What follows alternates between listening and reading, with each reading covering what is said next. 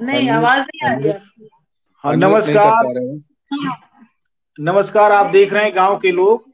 मैं हूं रामजी यादव। अ, उत्तर प्रदेश समेत 5 राज्यों के चुनाव की घोषणा हो चुकी है, लेकिन सबसे ज्यादा गर्म जो है, गर्मजोशी उत्तर प्रदेश में है, क्योंकि उत्तर प्रदेश में चुनावी मुद्दे ही नहीं है विपक्ष के पास। और लगातार जनता ये सोच रही है कि उसके मुद्दे पर कौन बोलेगा और किसको हम अपना नेता चुनेंगे, किसको सत्तासीन करेंगे। जनता के सामने एक बहुत बड़ा वैक्यूम आया है। और इसको लेकर सुगबुगाहट है। और जिस तरीके से कुछ लोगों के तुष्टीकरण की, खासतौर से ब्राह्मणों की तुष्टीकरण को लेकर उनके साथ हुए अन्याय की बात तमाम सारे लोग कर रहे हैं, तमाम सारे पार्टियों के मुखिया कर रहे हैं। और परशुराम का मंदिर बनवाने का जो सपा ने और बसपा ने भी जो घोषणा की, और बहुत उनका एक तरह से उनको ओपिनियन मेकर मानते हुए उनको प्रभावित करने की जो होड़ मची हुई है, उसमें पूरी की पूरी जो ओबीसी और दलित जनता है वो अपने आप को उपेक्षित महसूस कर रही है। और हाशिए के तमाम सारे समाजों में, अल्पसंख्यकों के समाजों में एक तरह का की उदासी है इस बात को लेकर। लोगों को लग रहा है कि अगर चुनाव जीत भी गए तो उनके मुद्दे तो कभी सामने उठेंगे ही नहीं। और आने वाले दिनों में जब सरकार बन जाएगी तो किस तरीके से उनके साथ हुए अन्याय का निवारण होगा, किस तरीके से उनके अधिकारों को अधिकार उनके कैसे मिलेंगे, इस विषय पर आज हम बात कर रहे हैं। हमारे बीच में जाने माने साहित्यकार डॉक्टर एन सिंह हैं, जो कि बहुत महत्वपूर्ण आलोचक हैं, कवि हैं, और बसपा के साथ जो है उनका जुड़ाव रहा है। और वो संभवतः कोई पद भी हेल्ड कर रहे थे पिछले मायावती सरकार में। आज वो हमारे बीच में हैं। और जाने माने कार्डियोलॉजिस्ट डॉक्टर ओम शंकर, जो कि बीएचयू के हृदय रोग विभाग के अध्यक्ष हैं, वो हमारे बीच में है। अभी अपने एक बयान के कारण वो बहुत चर्चा में थे। और आज मैं देख रहा था कि उनके बयान को लेकर जो जिस तरीके से उनके ऊपर मुकदमा दर्ज कराने की कुछ सवर्णों ने कोशिश की, उसको लेकर दूसरे हिस्से में ये सवाल उठा कि उन पोथियों पर भी सवाल उठाया जाना चाहिए जिन पोथियों में सब लिखा हुआ है और हमारे सिरों पर वो लादा गया, हमारे दिमागों में थोपा गया। अगर डॉक्टर ओम शंकर उन्हीं पाठ को कह रहे हैं, दोहरा रहे हैं, तो मुझे लगता है कि इस पर जो है जनता को सोचने की जरूरत है कि उसके ऊपर जिस तरीके की जो मैंने उसके ऊपर जो थोपे गए मुद्दे हैं उसको कहने से अगर व्यक्ति किसी की भावना आहत होती है तो उन शास्त्रों को जलाना चाहिए, जला देना चाहिए, नष्ट कर देना चाहिए। लेकिन डॉक्टर ओम शंकर ने बहादुरी के साथ अपना पक्ष रखा है। और अलोकप्रियता का खतरा झेलते हुए भी उन्होंने इस तरह की बात की। और वो लगातार इस बात पर जोर दे रहे हैं कि संविधान के जो हमारे संविधान प्रदत्त अधिकार हैं और संविधान के अनुसार स्टेट की भूमिका होनी चाहिए, न कि किसी धार्मिक पहलू को लेकर होनी चाहिए या किसी भी तरीके से। लेकिन विपक्ष जो है अपना पक्ष साफ नहीं कर रहा है, वह उसी पिच पर खेलने के लिए मजबूर हो रहा है, जो कि उसको सत्तासीन भाजपा का केंद्रीय नेतृत्व और इलाकाई नेतृत्व उसको उसके सामने रख रहा है। तो आज हम इस विषय में बात करेंगे। क्या उत्तर प्रदेश के चुनाव में जनता का कोई मुद्दा नहीं है? तो पहला सवाल मैं डॉक्टर ओम शंकर से ये करना चाहूंगा कि क्या आपको लगता है कि यह जो 2 महीने का आने वाला समय है, जिसमें 7 चरणों में उत्तर प्रदेश में चुनाव होंगे, अभी तमाम सारे प्रत्याशियों के नामों की घोषणा हो जाएगी, जनता के सवाल आएंगे या इसी तरीके से मंदिर और परशुराम और तमाम दूसरी तरह की चीजें ही रहेंगी? डॉक्टर ओम शंकर। बहुत बहुत धन्यवाद सर। नहीं, ऐसा नहीं है कि देखिए, लोकतांत्रिक व्यवस्था में जनता तभी तक गौन रहेगी, यानी लोग जो है तभी तक गौन रहेंगे जब तक कि वो अपनी आवाज को बुलंद नहीं करेंगे। और जिस वक्त जो है तंत्र को लोग हावी ना होने देंगे, जनता की बात लोकतंत्र में बिल्कुल सुनी जाएगी। और प्रतिकार जो है, गलत का प्रतिकार और सही का सम्मान और उस भावनाओं का आदर और कद्र करना जब जनता सीख लेगी, तो वो नेताओं को भी देंगे कि भाई आपको क्या करना है, किस तरह की राजनीति करना है। हम सिर्फ जनता, मतलब जो है आज एक बौद्धिक वर्ग जो है सिर्फ खाली ये कहे, आलोचना करे कि ये सिर्फ राजनीतिज्ञों की गलती है, तो मैं इससे थोड़ा सा एक अलग व्यू भी रखता हूं कि इसमें हम आम जन भी उतने ही गुनाहगार हैं जितने कि ये राजनीति और नफरत की आसान सीढ़ी पर चढ़ने वाली राजनीति करने वाले राजनेता है। अगर वो कुछ बांट रहे हैं तो हम उसे स्वीकार कर रहे हैं। जिस दिन हम उसे स्वीकार करना छोड़ देंगे और हम ये सवाल पूछना शुरू कर देंगे कि भाई वो ठीक है, धर्म तो हमारा है, हमारा रहेगा, वो ना कोई छीन सकता है और ना कभी कोई मुझसे ले सकता है, वो हमारा है, हमारा रहेगा और हमारा निजी मसला है। आप ये बताइए कि हमारे बच्चे को स्वास्थ्य के मौलिक अधिकार आप देंगे कि नहीं चुनाव जीतने के बाद? आप हमारे बच्चे को शिक्षा के मौलिक अधिकार देंगे कि नहीं देंगे? हमारे बच्चे जो युवा हैं, जो अपनी पढ़ाई कर चुके हैं, क्या उनको नौकरी और रोजगार के अवसर उपलब्ध कराएंगे या नहीं कराएंगे? ये जो हमारे एरिया का जो सड़क टूटा है, वो आप उसको बनाएंगे कि नहीं बनाएंगे? हमारे घर में जो साफ पानी की व्यवस्था नहीं हो रही है, आप उसको बनवाएंगे, की व्यवस्था करेंगे या ना करेंगे? ये जो बिजली है हमारे घर में गायब रहती है, ये बिजली आएगी कि नहीं आएगी? अगर गरीबी और भुखमरी है हमारे समाज के अंदर, तो आप इसको दूर करने के लिए क्या उपाय करेंगे? सिर्फ कुछ अनाज बांट देंगे और वो कुछ दिनों के बाद वो खत्म हो जाएगा सिस्टम, या फिर एक ऐसी व्यवस्था कायम करेंगे कि हमको उस अनाजों के ऊपर निर्भर ही ना होना पड़े और हम, यानी कि हमारे जो उत्पाद हैं, यानी किसान मजदूर के जो मजदूर को मजदूरी मिले और किसान को अपने उत्पाद का उचित मूल्य मिले। क्या ये व्यवस्था आप करेंगे या नहीं करेंगे? अगर जनता ये कह दी कि अगर आप धर्म की बात करेंगे तो हम अपने गांव के बाहर एक बोर्ड लगा देंगे कि भाई ऐसे राजनेता जो धर्म की बात करता हो, उसको इस क्षेत्र में प्रवेश प्रतिबंधित है। अगर हम आम जनता इस चीज के लिए अवेयर हो जाएं और ये करना शुरू कर दें, देखिए बड़ा ही दिलचस्प है कि एक जो अल्पसंख्यक समूह के लोग हैं, जिसमें वो एक कह सकते हैं एक मतलब बड़ा ही एक गिरोह तंत्र बनाकर इस देश की पूरे जनता को गुमराह कर रहा है। और उसमें वो आसानी से गुमराह हो जा रहे हैं और उस जो तंत्र के शिकार हो जा रहे हैं, और जो ये मान रहे हैं कि इस देश की बहुसंख्यक आबादी को अल्पसंख्यकों से खतरा है।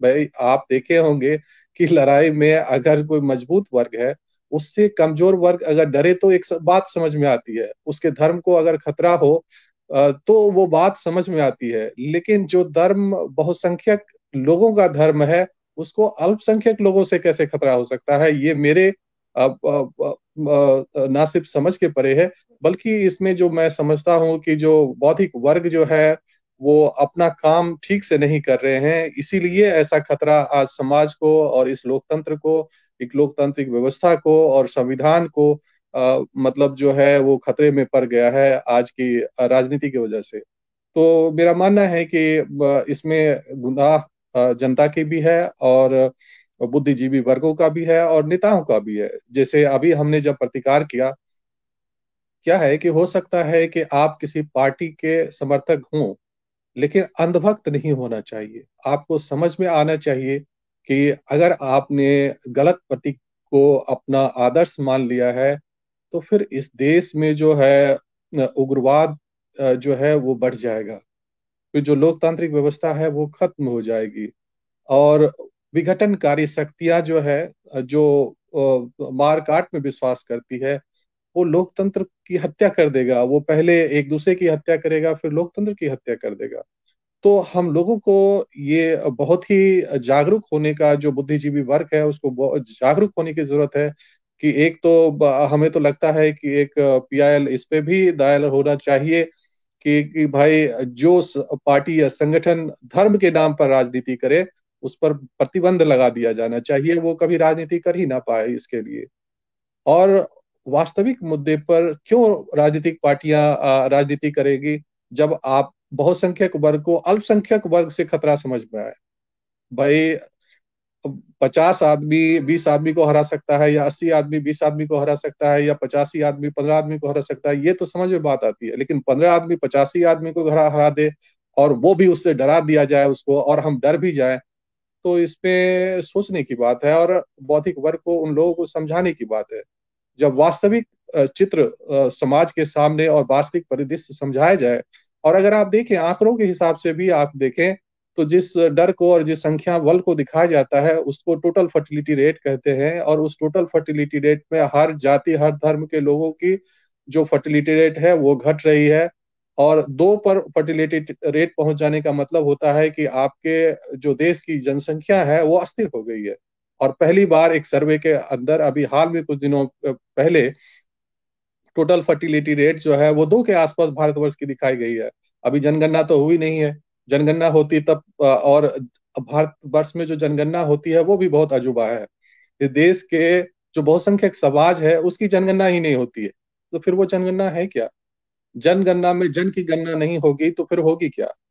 वो किताब की गणना होगी, कॉपी की गणना होगी, घर के मकान की, और टीवी फ्रिज कूलर मोबाइल गाड़ी बंगला उस सब की गणना होगी, लेकिन इंसान की गणना नहीं होगी। जब इंसान की गणना नहीं होगी तो उसके अधिकार कहाँ से आएंगे? और जब उनको अधिकार नहीं मिलेंगे तो फिर जो उसके वास्तविक प्रतिनिधित्व वो कैसे सुनिश्चित रहेंगे? देखिए बड़ा ही अद्भुत है कि राजनीति में आज देखिए कि जो एक जैसे दलित वर्ग का आरक्षण है, आप देखें उसके बाद अनुसूचित जनजाति जो है उनका अपना आरक्षण है, लेकिन पिछड़ा वर्ग का कोई आरक्षण, राजनीतिक आरक्षण लागू नहीं है। तो ये मुद्दा उठाना चाहिए। और सबसे इम्पोर्टेंट मुद्दा है, देखिए पूरे देश में आज जो दुर्व्यवस्था है, और आगे भी तब तक कायम रहेगी जब तक कि न्यायिक प्रक्रिया में पारदर्शिता नहीं आएगी। अन्याय ही किसी देश के विघटन और अकल्याणकारी बन जाने के लिए जिम्मेदार है। और आप जब एक तक चीज मैं एक सवाल मैं अभी आपसे जानना चाहता हूं इस विषय में कि इकोनॉमिक क्राइसिस इस देश की लगातार बढ़ी है। लोगों के सामने रोजगार के सारे अवसर खत्म हो गए हैं और रोजगार को लेकर जिस तरीके से नरेंद्र मोदी ने प्रधानमंत्री के रूप में लोगों का मजाक उड़ाते हुए पकौड़ा बेचने और नाली से गैस बनाने और दूसरे तमाम सारी चीजों का जिक्र किया, और एक तरह से आप ये देखिए कि उनको वो कह रहे हैं, उनको लगातार इस बात की तरफ वो ले जा रहे हैं कि उनका सवाल राजनीति का सवाल नहीं है। स्वास्थ्य संबंधी जो लैकनेस है, स्वास्थ्य की सारी समस्याएं, स्वास्थ्य का जो पूरा का पूरा एक तरह से कहिए कि भारतीय मैंने भारत में स्वास्थ्य की व्यवस्था पूरी तरह से चरमरा चुकी है। इसको दूसरी लहर में कोरोना के दौरान जो है लोगों ने देखा, अस्पताल बंद कर दिए गए, तमाम सारे जो जो दायित्व स्टेट का होता है कि वो अपने डॉक्टरों की सुरक्षा करे और अपने देश के नागरिकों की सुरक्षा करे, और उस समय डॉक्टर हमने सरकार ने पूरी तरीके से सरेंडर कर दिया और उसने अपना चेहरा तक दिखाना बंद कर दिया। लेकिन जैसे ही ये लहर खत्म हुई वैसे ही टीके टीके लगना शुरू हुए और टीके का रिकॉर्ड बनना शुरू हुआ, और टीके का जो जो जो सर्टिफिकेट मिलता है उस पर प्रधानमंत्री का चमकता हुआ चेहरा दिखाई पड़ने लगा। ऐसे में मैं आपसे जानना ये चाहता हूं कि अगर राजनीतिक पार्टियों को स्वास्थ्य का सवाल उठाना हो तो उनको किस तरीके के मुद्दे हैं जो स्वास्थ्य में जरूरी है उठाना? क्योंकि जनता तो कहेगी कि हमको स्वास्थ्य की सुविधाएं मिले, लेकिन राजनीति में जो खिलाड़ी हैं वो स्वास्थ्य के मुद्दों को किस तरीके से उठाएं, कैसे उनको उठाना चाहिए, उनके साथ क्या उनको समझ में नहीं आ रहा है कि जनता किस तरीके के संकटों से जूझ रही स्वास्थ्य के मोर्चे पर? तो आपको क्या लगता है कि मैंने स्वास्थ्य की स्थिति क्या है और कितना बड़ा सवाल है इस देश में इस चुनाव के समय में? देखिए आपने कई सारे सवाल एक साथ खड़े किए हैं। मैं तो एक एक करके उसके बिंदुवार में आपको चीजें बताती हूँ। सबसे पहले आपने कहा कि इस देश की जो आर्थिक व्यवस्था है वो बहुत ही खराब हो गई है, और ये खराब हुई नहीं है बल्कि इसको खराब की गई है। ये मैं आपको बताता हूँ। देखिए 2016 में जब नोटबंदी लाया गया था, उस वक्त ही उसके ठीक तीसरे दिन या दूसरे दिन मैंने एक लंबा लेख लिखा था, और जिसमें मैंने उसी समय दावा किया था। मैं कोई अर्थशास्त्री नहीं हूँ, लेकिन थोड़ी बहुत अर्थशास्त्र की समझ रखता हूँ। और तभी मैंने लिखा था कि अब इस देश में आर्थिक मंदी आने से कोई नहीं रोक सकता। ऐसा मैंने इसलिए कहा था क्योंकि थोड़ी बहुत जो आर्थिक अर्थशास्त्र की मेरी जो भी ज्ञान है और जो मैं समझदारी है, वो बहुत ही सिंपल भाषा में मैं आपको बताना चाहूंगा कि क्या है कि आप या पूरी दुनिया को पता है कि जब 2006-08 के आसपास पूरी वैश्विक मंदी छाई थी, तो भारत इस दुष्प्रभाव से बच गया था। और बच गया था कि बेसिक जो उद्देश्य थे वो था पैरेलल इकोनॉमी। भारतवर्ष की इकोनॉमी जो थी वो पैरेलल इकोनॉमी, 80% जो इकोनॉमी थी वो पैरेलल इकोनॉमी थी, और 20% जो थी वो संगठित क्षेत्र थे। यानी असंगठित क्षेत्र 80% रोजगार और व्यापार कर रहा था और संगठित क्षेत्र मात्र 20%। संगठित क्षेत्र का मतलब होता है, संगठित क्षेत्र संगठित अपराध करने वाले के लिए आसान शिकार होता है। यानी सर्कुलेटिंग मनी, सर्कुलेटिंग मनी अगर बैंकिंग सिस्टम में जितना ज्यादा होगा, उतना ही उस पर आसानी से उसको कंट्रोल करके आप देश में मंदी को ला सकते हैं, या किसी भी पूरी दुनिया में मंदी को ला सकते हैं। इसको इकोनॉमिक्स की भाषा में थ्योरी ऑफ मनी कंट्रैक्शन और रिलैक्सेशन कहते हैं। Theory of money contraction relaxation क्या होता है कि सर्कुलेटिंग मनी, जैसे बैंक के अंदर मान लिया जाए कि आपने 100 रुपया जमा किया है। अगर 100 में से 80 या 90 रुपए आपने बैंक के अंदर जमा कर लिए, यानी कि जब नोटबंदी लाई तो सभी आदमी ने जमा कर दिए, है कि नहीं? पैसे बाहर में जो लोगों के पास थे वो बैंक में जमा जमा हो गया। तो इसको कहते हैं मनी कंट्रैक्शन। मनी कंट्रैक्शन मतलब जो बाहर में लोगों के पास पैसे थे वो बैंकों में जमा हो गए। तो अब उसकी वजह से क्या हुआ कि जब हमारे पास पैसे रहते हैं तभी हम बाजार में सामान खरीदने जाते हैं, बाइक खरीदने जाते हैं, लैपटॉप खरीदने जाते हैं, मोबाइल खरीदने जाते हैं, और भी चीजें खरीदने जाते हैं। तो जब खरीदार बहुत होगा और सामान कम होगा, तो इसको डिमांड सप्लाई मिसमैच की वजह से वस्तु की कीमत बढ़ जाती है।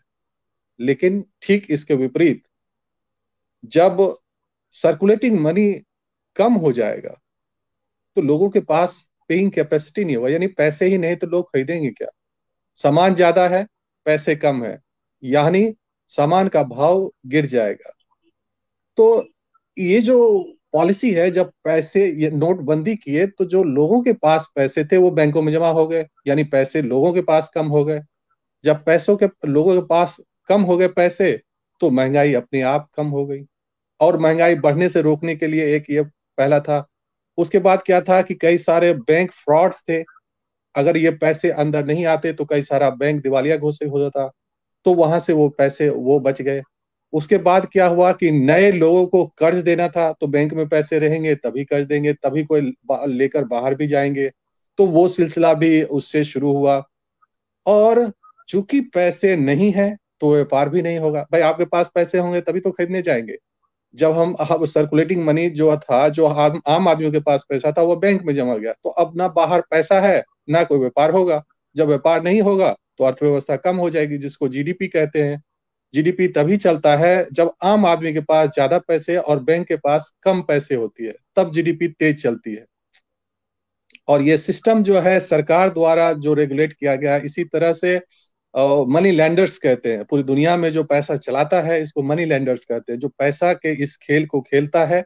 और हर 5-10 साल में पैसा जो है इस तरह के कंट्रैक्ट कर लेता है। बैंक रिलीज करना पैसा धीरे धीरे एकुमुलेट करता रहता है, पैसा को एक समय में कंट्रैक्ट कर देता है। तो क्या होता है, आम आदमी के पास से पैसे कम हो जाते हैं, और उस समय जिसको आप कहते हैं कि मंदी छा गई, मंदी छा जाती है। फिर उसके बाद क्या होता है, जब पैसे भर जाते हैं, देखता है कि अब वो जितने भी आपको लोन दिया था पहले कम दाम में, उसी चीज को रिपे करने के लिए आपको कहने लगेगा।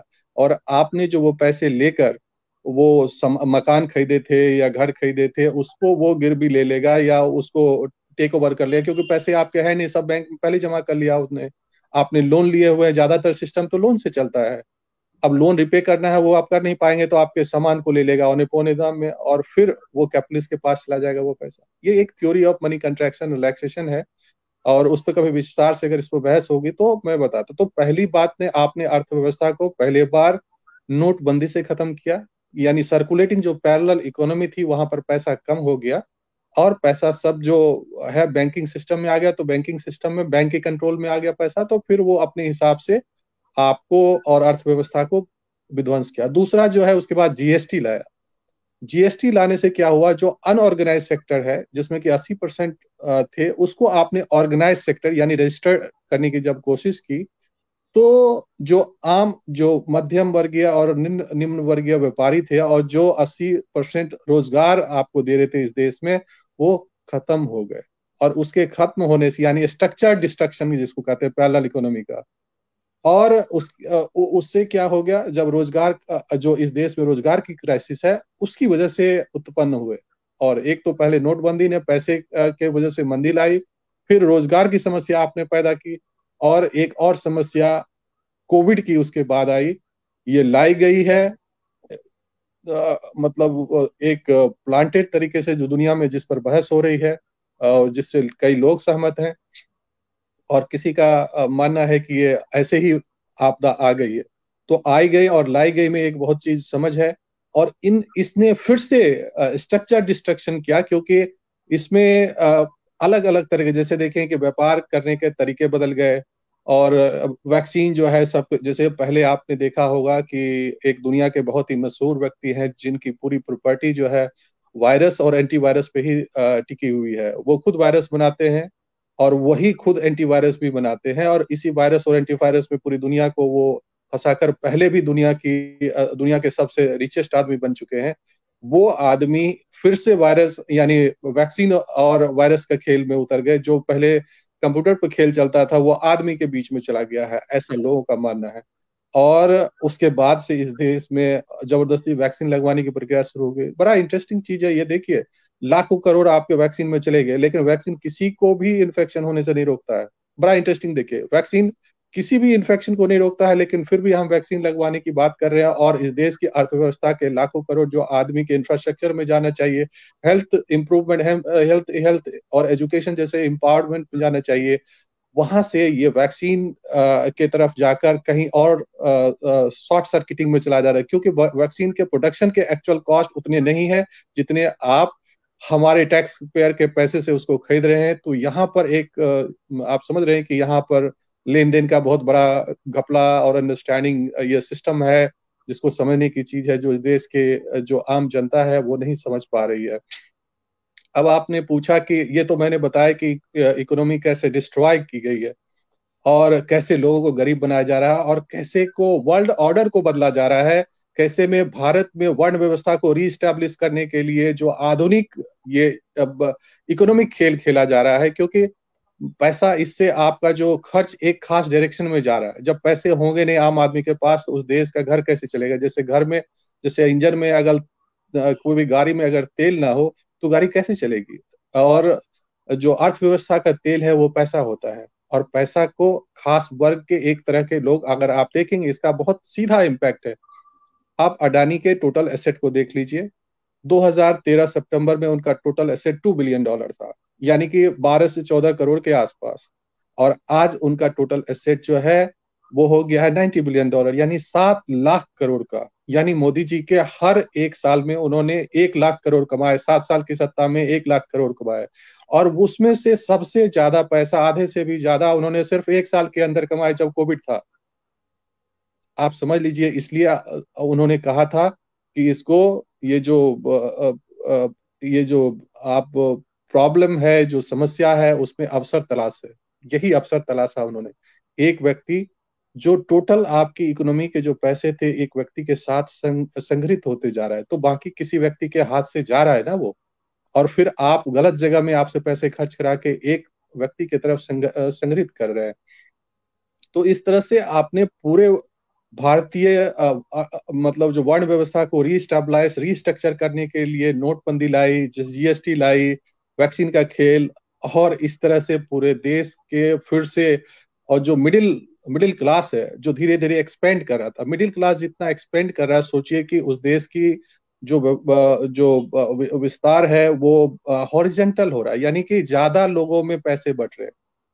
लेकिन उसको जैसे ही आप मिडिल क्लास को, जब ये सब खेल 7-8 सालों से शुरू हुआ, तो वो जो हॉरिजेंटल खेल 70 सालों से शुरू हुआ था उसको फिर से वर्टिकल करने की कोशिश की। यानी वर्ण व्यवस्था भी वर्टिकल होता है।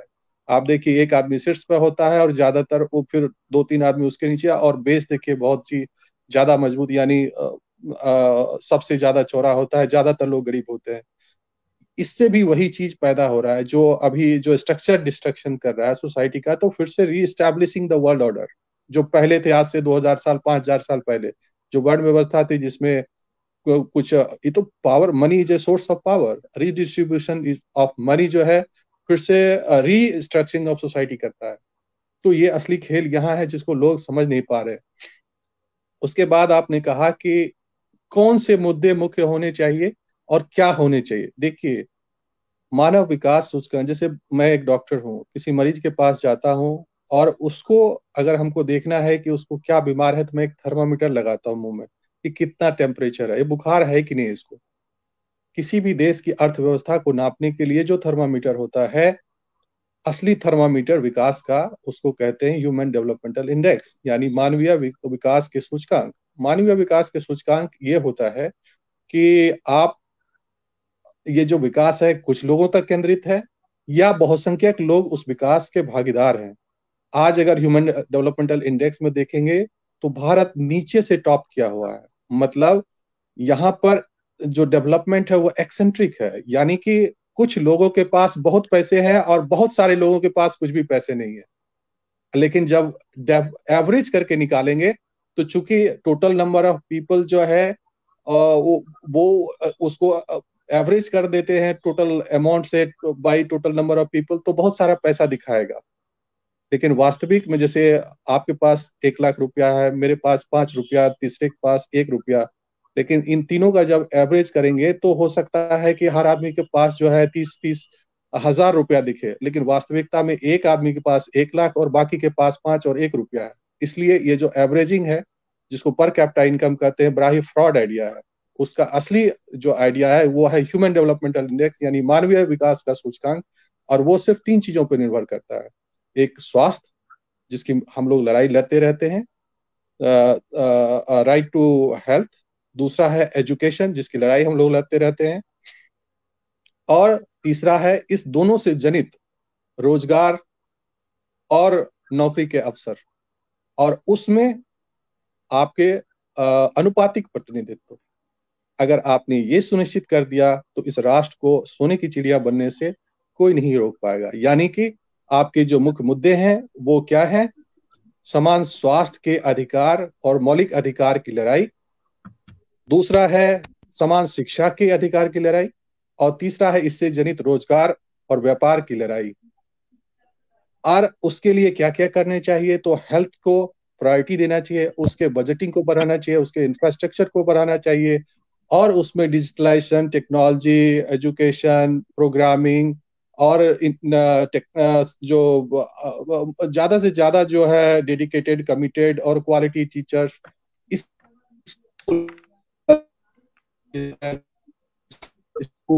स्कूल्स बनाने की जरूरत है। उसके बाद उसी तरह से आप अगर हेल्थ पे जाएंगे तो हेल्थ के बजट को, जैसे मैंने कहा, एजुकेशन के एनुअल बजट को 10% करना चाहिए। उसी तरह आप हेल्थ के एनुअल बजट को 10% राज्यों और केंद्र के लिए, दोनों के लिए आप करने की एक पॉलिसी बनाए, कम से कम 10%। यह नहीं कि ये मैक्सिमम है, ये कम से कम है। और इसमें जो आधा है उसको प्रिवेंटिव हेल्थ पर खर्च करिए, और आधा जो है वो क्यूरेटिव हेल्थ पर खर्च करिए। तो प्रिवेंटिव हेल्थ क्या होता है? जो प्राइमरी हेल्थ सेंटर्स हैं, जो गांव के अंदर है, वहां पर आप लोगों में जागरूकता, स्वास्थ्य के प्रति आदर, वो सब फैलाइए। जो टीकाकरण है और ये सब है, उस चीज को बढ़ाइए जिससे कि बीमारियां कम से कम हो। और वहां पे गांव में स्वास्थ्य की व्यवस्था करिए। उसके बाद उसके ज्यादा से ज्यादा हर सेंटर्स और सब सेंटर्स खोलिए, ताकि हर गांव में कम से कम एक स्वास्थ्य केंद्र और सब सेंटर्स तो जरूर ही होना चाहिए। और वहां पर ना सिर्फ अस्पताल होने चाहिए, बल्कि वहाँ डॉक्टर होने चाहिए, स्टाफ होने चाहिए, और वहां पर एक अलग जो प्रिवेंटिव मेडिसिन का एक आदमी चाहिए, जो गांव में घूम घूम के बताए कि आप क्या खाएंगे, क्या पिएंगे तो स्वस्थ रखेंगे, क्या मिलावट है खाने में, क्या है नहीं है, क्या अच्छे है, कितना आपको व्यायाम करना चाहिए। बच्चों का टीकाकरण कब होना चाहिए, दूध पिलाना चाहिए कि नहीं पिलाना चाहिए, डिलीवरी कहाँ होनी चाहिए, कहाँ से फिर डिलीवरी होगा, और उसमें डॉक्टर्स की व्यवस्था करिए। तो ये प्राइमरी हेल्थ सेंटर्स की मजबूती हुई। उसके बाद कम्युनिटी हेल्थ सेंटर की मजबूती इसी तरह से, तो उसके ऊपर यानी कि आधे तो उसमें चला गया, और 2% यानी 10% का 2% जो है वो सेकेंडरी हेल्थ सेंटर के डेवलपमेंट में खर्च करिए, और 3% जो है टर्सरी हेल्थ केयर और सुपर टर्सरी मतलब मेडिकल कॉलेज एंड एम्स और एम्स लाइक इंस्टीट्यूशन के रख रखाव, मेंटेनेंस और क्यूरेटिव केयर्स में उसको खर्च करिए, उसके इंफ्रास्ट्रक्चर को डेवलपमेंट में खर्च करिए। जब तक आप हेल्थ के ऊपर एक्सपेंडिचर नहीं करेंगे, कोई भी स्वस्थ व्यक्ति ही एक मजबूत राष्ट्र को बना सकता है। ठीक वैसे ही स्वास्थ्य पे खर्च करने वाला, समुचित खर्च करने वाला राष्ट्र ही अपने पैरों पे खड़ा हो सकता है। और उसके बाद अच्छा, उसी तरह शिक्षा का। क्या आपको लगता है कि कोई भी राजनीतिक पार्टी इस सवाल को उठा रही है या उठा सकती है? नहीं, कैसे इस उस तक बात को तो मैं, ये बात पहुंचेगी? नहीं इस बात को नहीं, राजनीतिक पार्टियों के बीच में हम एक दशक से भी ज्यादा समय से इस मुद्दे को उठा रहे हैं, और हम लोग गर्व से कह सकते हैं कि आज कोई राजनीतिक पार्टियां नहीं है जिसको हमने मजबूर ना किया हो कि वो स्वास्थ्य की राजनीति करे। पहले जो वो मंदिर मस्जिद की राजनीति से हमने काफी हद तक उन लोगों को कम से कम स्वास्थ्य पर बोलने के लिए, बहस करने के लिए और घोषणाओं करने के लिए तो जरूर ही हम लोगों ने मजबूर कर दिया है। और यहाँ तक कि आप देखें कि हमने स्वास्थ्य के मौलिक अधिकार की जो मांग है वो राज्यसभा तक में उठवाए।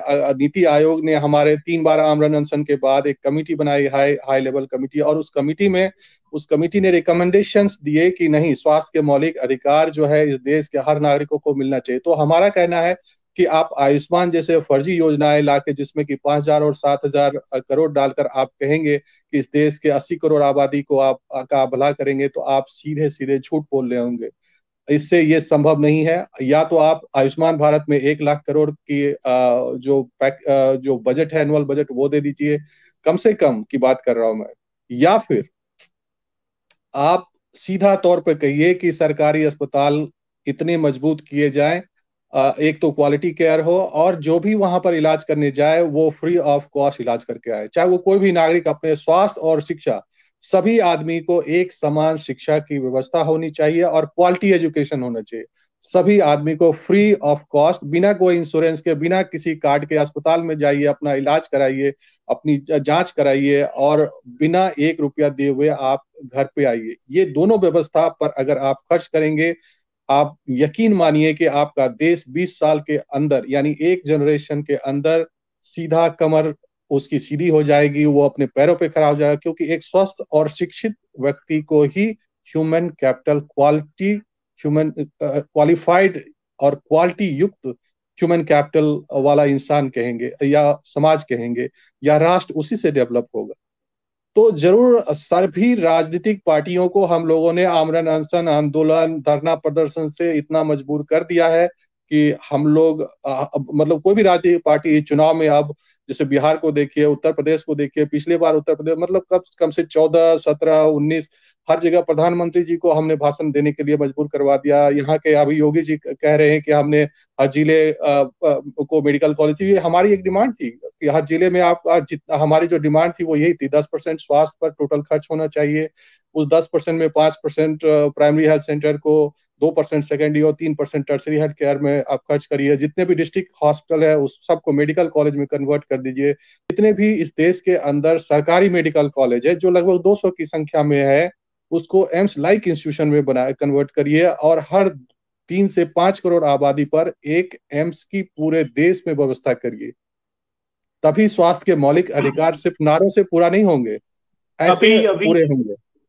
अभी तमाम सारे मेडिकल कॉलेजों की जो उद्घाटन उद्घाटन किया मोदी जी ने उत्तर प्रदेश के कई जिलों में, लेकिन वे अभी बनने की प्रक्रिया में है। कितनों की बिल्डिंग बन बन गई है लेकिन प्लास्टर नहीं हुआ, और वहां कोई भी व्यवस्था नहीं है। कितनी जगहों पर नियुक्तियां भी हो गई इक्का दुक्का, और उनकी शिकायतें तो यहाँ तक पहुंची कि उनको तनख्वाहें नहीं मिल रही हैं। एक तरह से ये चुनावी शगुफे में बदल दिया स्वास्थ्य के सवाल को।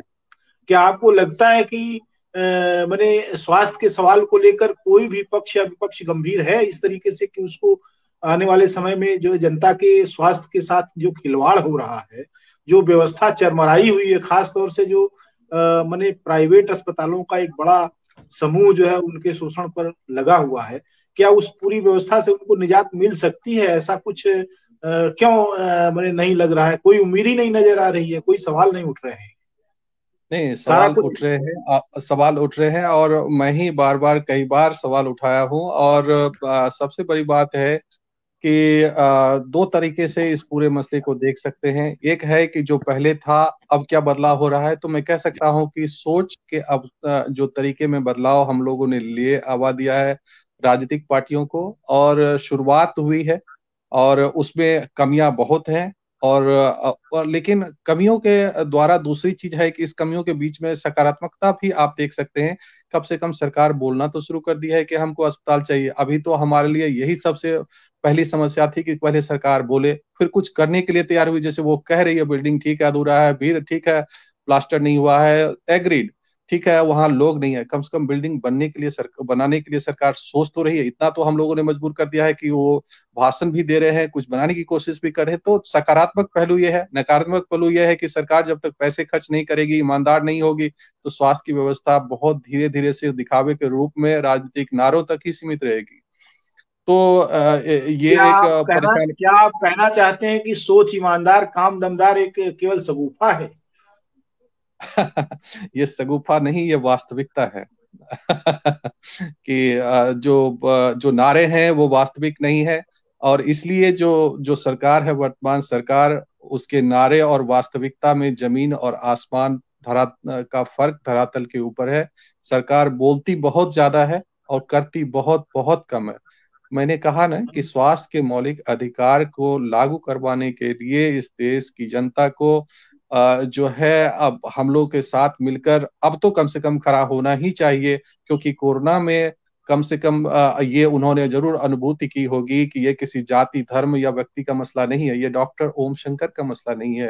ये भारतीय समाज और हर व्यक्ति और हर जाति, हर धर्म, हर पार्टी, हर राजनीतिक पार्टियों का ये मसला है। और उसको हर पार्टियों को जोर शोर से अपने घोषणा पत्रों में लाना चाहिए। और जब वो पार्टी सत्ता में आए तो उसको वास्तविक धरातल पर इसे युद्ध स्तर पर लागू करने के लिए कोशिश की जानी चाहिए। और ईमानदार पहल तभी होगी भाई, गाड़ी तभी चलेगी जब उसमें तेल दीजिएगा। गाड़ी कितना भी बढ़िया खरीद लिया जाए, जब तक उसमें तेल नहीं डालिएगा तो गाड़ी चलेगी नहीं।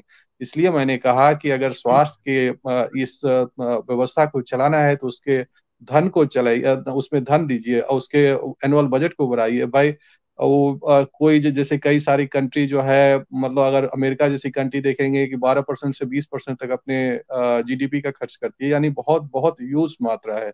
इसी तरह चाइना की इतनी बड़ी इकोनॉमी है, उसका 6 से 7% वो खर्च करती है अपने स्वास्थ्य की व्यवस्था पे। और आपका वास्तविक एक्सपेंडिचर 0.75% के आसपास है। तो आप कैसे इसको सोने की चिड़िया बनाएंगे? एक कमजोर और बीमार राष्ट्र कैसे अपने कमर के ऊपर खड़ा हो पाएगा? अभी देखें कि उत्तर प्रदेश की हालत अगर देखी जाए तो पूरे देश में स्वास्थ्य व्यवस्था में यहाँ सबसे घटिया इनको पॉइंट मिला है। अभी नीति आयोग जो सरकार के द्वारा जारी है, उसी में सबसे फिसड्डी इनको माना गया है। और अगर गरीबी में देखेंगे तो ये उत्तर प्रदेश जो है तीसरा भारत का सबसे गरीब राज्य है। डॉक्टर एन सिंह हमारे बीच में हैं लेकिन दिख नहीं रहे हैं। डॉक्टर साहब, क्या आप हमारी बात सुन रहे हैं? आपकी बात मैं सुन डॉक्टर एन रहा सिंह हूँ। जी। जी सुन हाँ, रहा तो हूँ। मैं सामाजिक मुद्दों की तरफ आना चाहता हूं कि उत्तर प्रदेश में कौन से ऐसे मुद्दे हैं कानून व्यवस्था को लेकर और सामाजिक उत्पीड़न को लेकर जिनको उठाए जाने की जरूरत है। डॉक्टर साहब, मैं आपको ये बताना चाह रहा हूँ कि हापुड़ का जो मामला था, जिस तरह से हुआ, दिल्ली का जो मामला था जिस तरह से हुआ, हाथरस का जो मामला था जिस तरह से हुआ, ये सारे के सारे ऐसे मुद्दे हैं जिससे कानून व्यवस्था की भी पोल खुलती है। तो ये सारे के सारे मुद्दे समाज के भीतर हैं। हम समझते हैं कि समाज के भीतर जो मुद्दा है, बेरोजगारी का मुद्दा है, महंगाई का मुद्दा है, इस तरह के जितने भी मुद्दे हैं, महंगाई का जो मुद्दा है वो गृह मतलब हमारे किचन तक जो महिलाएं हैं वो इस सारे मुद्दे को समझ पा रही हैं। तो कुल मिलाकर ये सारे के सारे मुद्दे हैं। कानून व्यवस्था का मुद्दा हमने खीरी में भी देखा, लखीमपुर खीरी में भी देखा, किसानों को किस तरह से कुचल दिया गया और उन्हें किसी तरह की कोई सजा अभी तक नहीं मिली। सेंगर को सजा नहीं मिली, इतना लंबा खिंच गया। वो हाथरस वाला मामला था, दिल्ली का ऐसा मामला था। ये सब ये सारे के सारे मुद्दे हैं जो समाज के लोग देख रहे हैं, खासतौर पर गरीब तबका देख रहा है, जिसे लगता है कि वो उसे न्याय नहीं मिलेगा। तो ये सारे के सारे मुद्दे इस समय समाज के भीतर हैं, इन पर लोग मंथन कर रहे हैं। किसान को चाहे वो थोड़ा बहुत पैसे देकर को मनाने की कोशिश की जाए, लेकिन किसान की हालत इस समय बहुत बदतर है। वो इन सारे मामलों को समझ रहा है कि किन वजहों की वजह से, किस कारणों की वजह से उसकी हालत बुरी हुई है। जो मजदूर है उसकी हालत और बुरी है, क्योंकि काम इस समय बिल्कुल नहीं है और महीने महीने में 10-10, 5-5 दिन कोई काम मिल पा रहा है और घर का काम नहीं चल पा रहा है, चूल्हा नहीं चल पा रहा है। ये सारे के सारे मुद्दे समाज के भीतर इस समय काम कर रहे हैं और हम समझते हैं कि ये मुद्दे विकसित होंगे धीरे धीरे करके। चुनाव आने तक ये सारे मुद्दे विकसित होंगे और ये प्रभाव डालेंगे इस सारे मामले। क्या आपको यह लगता है कि कोई भी राजनीतिक पार्टी जो विपक्ष है अभी उत्तर प्रदेश में, वह इन मुद्दों को उठाने में दिलचस्पी ले रही है? दिलचस्पी नहीं ले रही है इन सारे मुद्दों को। ये चुनाव दरअसल जनता के बीच जनता लड़ेगी, जैसा मेरा मानना है। ये राजनीतिक दल कम, जनता ज्यादा लड़ेगी और वो उस बदहाली के खिलाफ अपना वोट करेगी, ऐसा मुझे लगता है।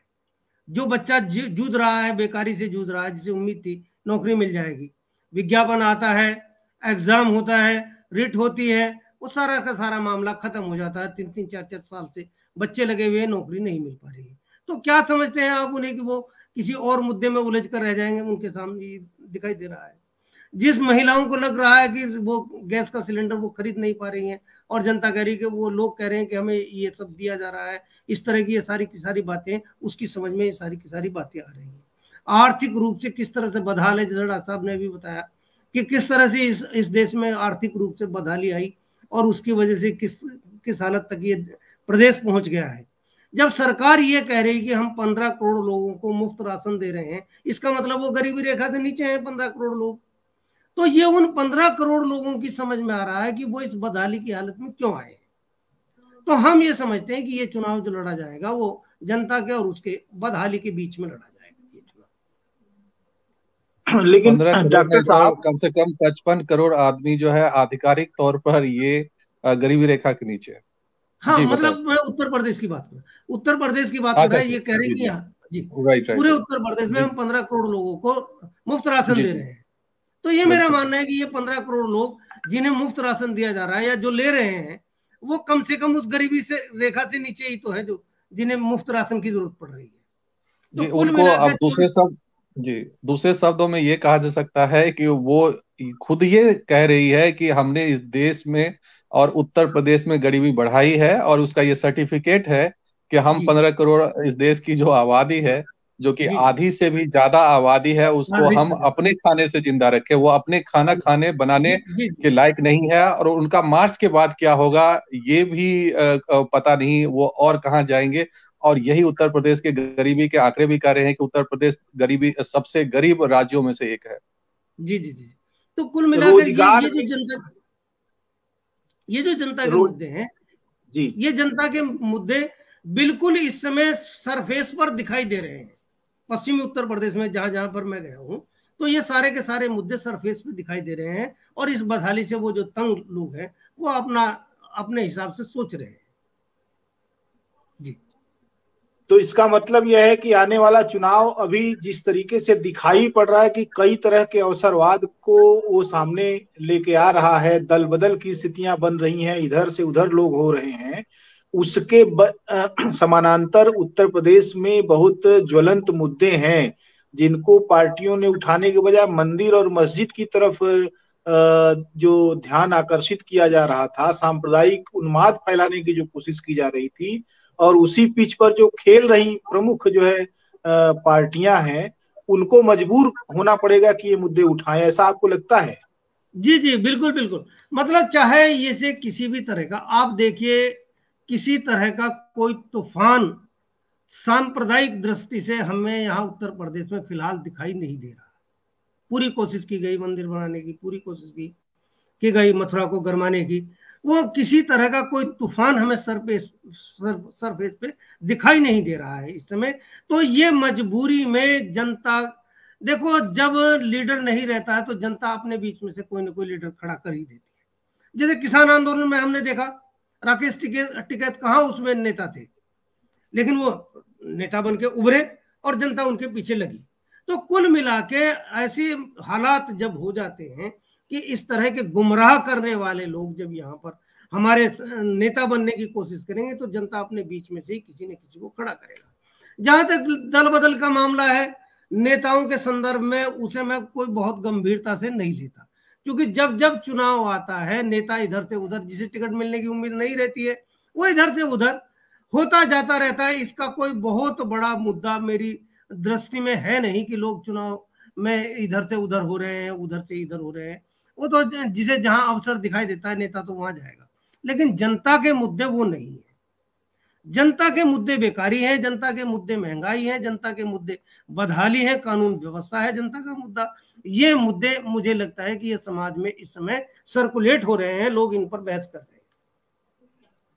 निश्चित रूप से आप जो कह रहे हैं उससे उसके हिसाब से लग रहा है कि उत्तर प्रदेश मुद्दा विहीन नहीं है। यह अलग बात है कि अभी राजनीतिक पार्टियां मुद्दा विहीन दिखाई पड़ रही हैं। और ये जो किसानों का मुद्दा है, वो किसानों का एक बहुत बड़ा मुद्दा हमारे सामने है कि किसानों का एक जो आंदोलन चला है पूरे दिल्ली में 1 वर्ष की अवधि के दौरान, उस किसान आंदोलन के समानांतर एक और मुद्दा जो बड़ा उत्तर प्रदेश में है, खासतौर से आवारा और छुट्टा पशुओं का मुद्दा है।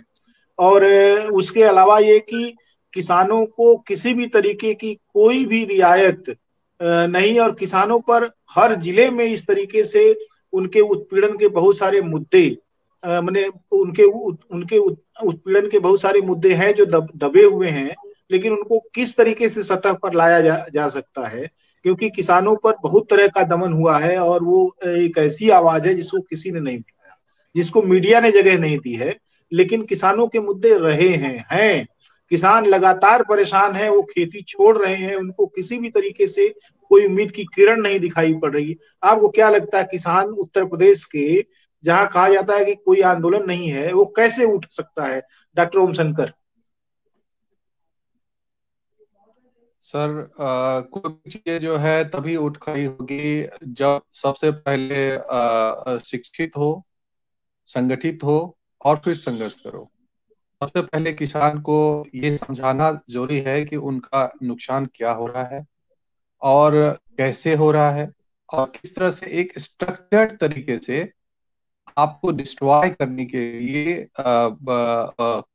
एक सरकार जो है पूरी पॉलिसी ला रही है। और सरकार नहीं बल्कि ये विदेशी ताकतें इसके साथ में, WTO जैसी ऑर्गेनाइजेशन जो है वो स्ट्रक्चर तरीके से सरकार को लोन पे सरकार आपको भी रहा है, आपके व्यवहार मतलब आपकी जो आमदनी है उसको भी रखता है, और आपके नुकसान की कीमत पर ही इस महंगाई को कम करके रखा जाता है। और जब ये बात समझा दी जाएगी और किस तरीके से जो सरकारें, जैसे अभी आपने देखे 3 कानूनों के द्वारा और एक स्ट्रक्चर तरीके से कैसे आपके जमीन को हड़पने की कोशिश कर रहे थे, इस तरह आपके उत्पाद की कीमतें जो है वो रेगुलेट की कोशिश कर रहे थे कि आपको कीमत और जाए। ये बड़ा ही इंटरेस्टिंग है कि जब एक किसान पैदा करते हैं, वो खाद, बीज, मेहनत तो ये सब कुछ करते हैं, उसके बाद जो है जो कुल सब कुछ उनका है बाजार में अगर चीजों के द्वारा है तो यानी वही 20, 30, 40, 50 और 100 रुपए में बिकने लगती है। जो वास्तविक उत्पादक है, जब तक उसको उनके मूल्य नहीं मिलेंगे, भाई कोई भी व्यापार, हमारा ये स्ट्रॉन्ग बिलीव है और यही वास्तविकता भी है कि इस देश में कृषि ही सिर्फ ऐसा व्यापार है या ऐसा उत्पाद का साधन है जो इस देश के 70-80% जो है आपको रोजगार सृजित करता है, और उस रोजगार के सृजित करने वाले इतने बड़े व्यापार जो है सिर्फ और सिर्फ घाटे के लिए चलाए जाते हैं। अगर कोई व्यापार, भाई अगर अडानी साहब या अंबानी साहब या दूसरे कोई और बड़े व्यापारी इस तरह के पूंजीपति 2 रुपया लगाते हैं तो 2,000 या 5,000 या 10,000 या 1 लाख रुपया कमाते हैं। और किसान जब 2 रुपया लगाते हैं तो उसको आप 2 पैसा 5 पैसा या 2 रुपया कर्ज उसके उत्पाद के एवज पे मिलती है।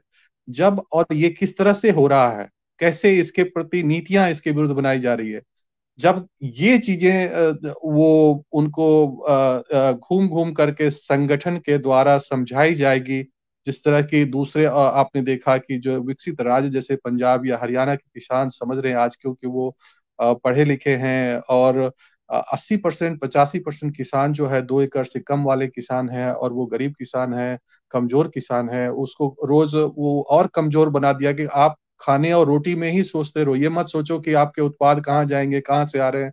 शिक्षा का घोर अभाव है, तो हर चीज में शिक्षा का महत्व है। और जब इस चीज के लिए एक संगठित रूप से सामाजिक संगठनों द्वारा, राजनीतिक संगठनों द्वारा, बौद्धिक वर्गों द्वारा जा जाकर इस मुद्दे को समझाया जाएगा, उनको संगठित किया जाएगा, और तब जब संघर्ष सरकार यानी पूंजीवाद के विरुद्ध खुलकर वो आंदोलन करेंगे, अपने अधिकारों के लिए सरकार के सामने ऐसे लड़ेंगे जैसे अभी लड़े और जीते, तब जाकर इस देश में जो असली उत्पादक और या असली व्यापारी या असली जो घाटे में चलने, जिसके खून पीकर बाकी सब जी रहे हैं, और वो समाज जो मिडिल क्लास, जिसका खून पीकर सारा क्लास जो है इम्पावर्ड हो रहा है और उसको दिन ब दिन कमजोर करता जा रहा है, तब वो वर्ग मजबूत होगा, तब इस देश की अर्थव्यवस्था और जो चीज है वो मजबूत होगी, और किसानों को 2,000 रुपए महीने की जरूरत नहीं होगी। तब वो 2,000 महीने किसी को देने के काबिल हो जाएगा। तो नीतियां ऐसी बनानी पड़ेगी कि वो 2,000 किसी को देने लायक हो, ना कि 2,000 किसी से मांगने लायक हो। तो सरकार की जो पॉलिसी है वो उसको कमजोर बनाकर उसको अपने आश्रित बनाती है, यानी कि मिडिल वर्ग को, किसान को मजदूर बनाने की नीतियां बना रही है। जबकि होना यह चाहिए कि किसान को समृद्ध किसान और मर्सिडीज वाला किसान, और जो जिन किसानों को देखकर सरकार जल रही थी, और देश के जो कुछ संगठित जो व्यक्ति अंधभक्त हैं, जो उनके ऊपर ये कह रहे थे कि वो तो मर्सिडीज में है, वो पिज्जा खा रहे हैं, वो इस तरह कैसे किसान हो सकते हैं। असली तो किसान वैसे ही होंगे जब उनके उत्पादों की सही कीमत देंगे आप, तभी ये देश समृद्ध होगा। तभी किसान मजबूत होंगे तो मजदूर मजबूत होंगे, और जब किसान और मजदूर मजबूत हो जाएंगे तो मजदूर वर्ग धीरे धीरे घटता जाएगा, और किसान वर्ग और मिडिल क्लास बढ़ता जाएगा, और उसकी आमदनी बढ़ती जाएगी। भाई कोई भी व्यापार में अगर घाटा होगा तो क्यों कोई करेगा उसको। तो उस व्यापार को फायदेमंद व्यापार बनाइए, और उसके लिए पॉलिसी लाइए। हमने इसके लिए कई सारे रिकमेंडेशंस दिए थे। मेरा निजी मामला जो राय है वो ये है कि किसानों के उत्पाद को, उत्पाद जितने भी हो उसके ऊपर 3 प्राइस जो है वो लिखी होनी बहुत जरूरी होनी चाहिए। एक, मिनिमम सपोर्ट प्राइस। उसके बाद जो है जिस पर आप खरीदे हैं किसान से, व्यापारी जो है जब खरीदेंगे तो व्यापारियों के लिए ये जो है अनिवार्य कर देना होगा कि उसके लिए मिनिमम सपोर्ट प्राइस, जिस पर वो उस समय क्या थी उस समय। उसके बाद मिनिमम परचेज प्राइस क्या था, कि आपने कितने में खरीदी। मान लिया कि एमएसपी जिसको कहते हैं, एमएसपी मान लिया 10 रुपए है, और आपने उसको 8 रुपए, 3 रुपए, 2 रुपए में खरीदी है। तो एक चीज ये दर्ज होना चाहिए कि उस समय उस चीज के लिए एमएसपी कितनी थी निर्धारित, और आपने कितने में खरीदी। और ये जो बेची जाएगी वो खरीद के 1.5 गुने से ज्यादा कीमत पर नहीं बेची जा सकती है। यानी अगर आपने एमएसपी 10 रुपए है और आपने 2 रुपए में खरीदी है, तो आप मैक्सिमम 3 रुपए में बेच सकते हैं, आप 30 रुपए में नहीं बेच सकते हैं। अगर आप ये प्रतिबंध लगा देंगे तो ये जो व्यापारी वर्ग है उसमें एक बिहेवियरल चेंज पैदा करेगा। और बिहेवियरल चेंज क्या होगा कि वो जैसे अगर 2 रुपया में खरीद के 3 रुपया में बेचेगा, तो उसका मुनाफा उसी 1 किलो अनाज में अगर 1 रुपया है, तो उसी चीज को अगर वो 10 रुपया में खरीद कर 15 रुपया में बेच सकता है, क्योंकि 1.5 गुना में बेच सकता है वो। तो 10 का 1.5 गुना 15 रुपया हुआ, तो उसका जो मुनाफा होगा वो 5 रुपया होगा। यानी कि किसान को उसके उत्पाद की बिहेवियरल चेंज होगा कि खरीदार कम पैसे में नहीं बल्कि ज्यादा पैसे में खरीदने की कोशिश करेगा। और वो एमआरपी ही एमएसपी ही नहीं, 10 रुपया एमएसपी है तो उस पर नहीं, वो 30 रुपया पे खरीदना चाहेगा, ताकि वो 45 रुपया में बेच पाए और उसका मुनाफा 2 रुपया से 1 रुपया ज्यादा नहीं होकर बल्कि 30 रुपया से 15 रुपया ज्यादा हो उसी 1 किलो अनाज की। और इस तरह से किसान समृद्ध होगा। बहुत बहुत धन्यवाद डॉक्टर साहब। निश्चित रूप से लग रहा है कि भले ही अभी उठ नहीं रहे हों, लेकिन मुद्दे बहुत सारे हैं जो जमीन के ऊपर तैर रहे हैं, और उन मुद्दों को उठाए बगैर कोई भी राजनीति पूरी नहीं होगी। आप यहाँ आए, इसके लिए बहुत बहुत धन्यवाद। डॉक्टर एन सिंह को बहुत बहुत धन्यवाद। जल्दी ही हम फिर किसी मुद्दे को लेकर हाजिर होंगे। नमस्कार। धन्यवाद। नमस्ते।